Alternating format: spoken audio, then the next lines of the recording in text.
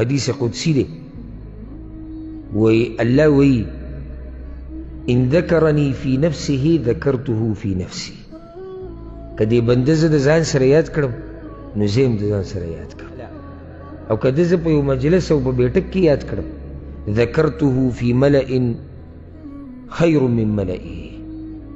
زه په دې مجلس کې یاد کړم چې د دې مجلس نه غوړي د ملائکو په مخ کې یاد کړي ته چې الله یادې ته یادې که غواړي چې الله ستا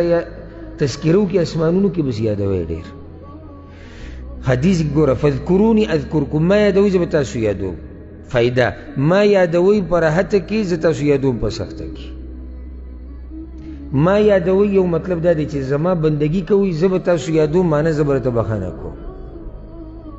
ما یادوي په دنیا کې زه به تاسو په آخرت کې یادوم نو که غواړئ دا نعمتونه طریقې ګرانه نه ده ګرانه د الله هر عبادت ګوره د الله ذکر دی ښه د بله فایده یاده کړې ذکر یوازې دغه نه ده کوم چې موږ په ژبه کوو د درس ته د ناسته ذکر دی د تلاوت ذکر دی د لمونځ چې موږ وکړو دا ذکر دی د زکات د صدقې د حج د عمرې د څومره عبادت چې دا د الله یادول دي که نه الله دپاره یې کوو که